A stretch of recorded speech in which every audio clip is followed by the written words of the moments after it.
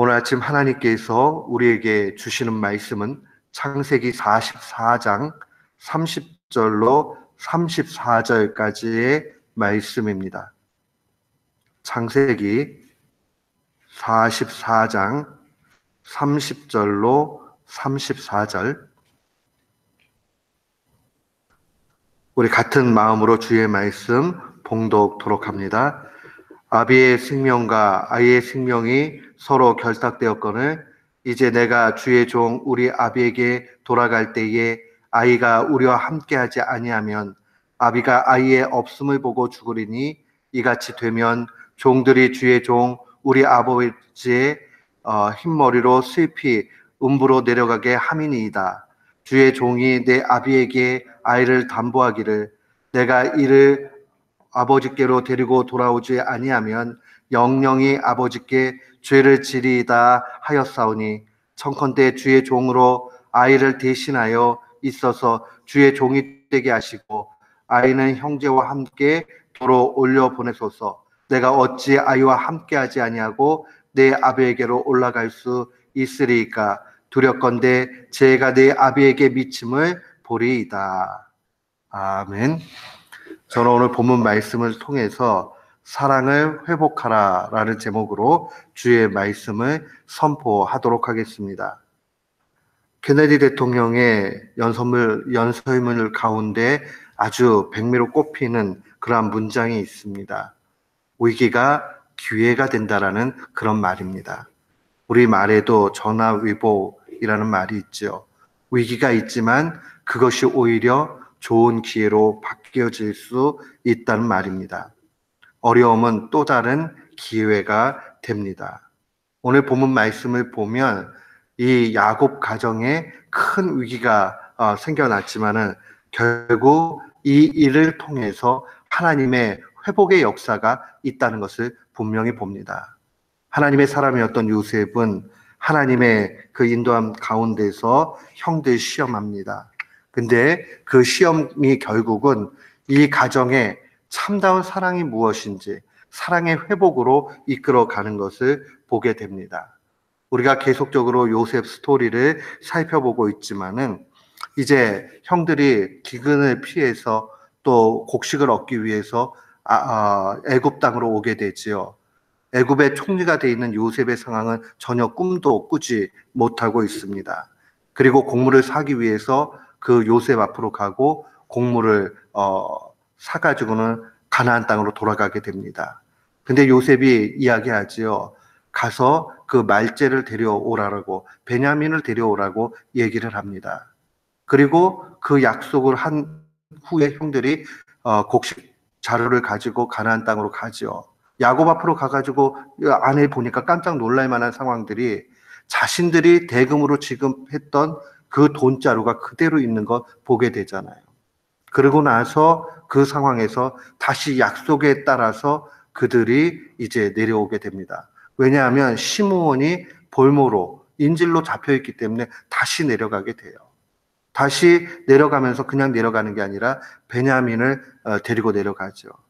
그러면서 요셉이 또 하나의 시험을 만듭니다.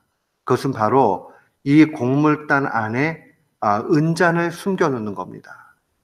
다 돌려서 다시 가나안 땅으로 가게 만들었는데 문제는 이 은잔이 베냐민의 자루에서 나오게 됩니다. 그걸 통해서 요셉이 대노하면서 얘기하죠. 내가 선대했는데 지금 악으로 갚으느냐라고 얘기하면서 그 아이를 종으로 삼겠다라고 이야기합니다. 다른 사람들은 다 놓아주지만 이 아이를 종으로 삼겠다. 그러고 나니까 이제 유다가 변론하는 내용들이 오늘 본문에 기록되어져 있습니다. 그 앞서서 20절에 보면 이제 이런 이야기 하죠. 아비 야곱이 노년에 라헬에게서 두 아들을 낳는데 하나 요셉을 얘기하는 거죠. 그 형 요셉은 죽게 되었고 이제 저 말제 베냐민 하나 남게 되었다라고 얘기합니다. 그렇기 때문에 26절에 보면 우리가 이르되 우리가 내려갈 수 없나이다. 우리 말제 아우가 함께 하면 내려가거니와 말제 아우가 우리와 함께 아니하면 그 사람 야곱을 얘기합니다. 야곱의 얼굴을 볼 수 없다라고 얘기하고 오늘 보면 30절에 아비의 생명과 아이의 생명이 서로 연결되어져 있다는 거죠. 이 말은 야곱이 만약에 베냐민을 잃게 된다면, 베냐민을 보지 못하게 된다면 그 아버지는 죽을 수밖에 없을 것이다. 한국말로 얘기하면 뭐 화병이 날 것이다. 뭐 이런 정도로 해석할 수 있겠어요. 그러니까 이게 지금 야곱 가정에 엄청난 위기가 다시 한번 오게 되는 겁니다. 근데 이 변론하는 유다의 이 모습들을 보면서 이 가정의 이전과 다른 그 사랑과 뭔가 바뀌어진 모습들이 드러나 있다는 것을 분명히 볼 수 있습니다.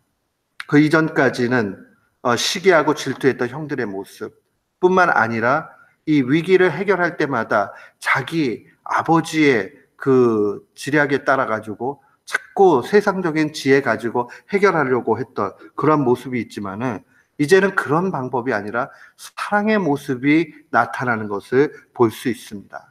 그들 가운데 사랑이 회복되고 있다는 것을 분명히 봅니다. 유다는요, 이 베냐민 자루에서 나온 은잔을 바라보면서 베냐민이 이렇게 하지 않았다라고 그의 무고함을 증명하려고 하는 것이 아니라 이제는 총리의 마음을 움직여서 그 총리의 은택을 통해 가지고 사면받기를 구하고 있는 것 볼 수 있습니다.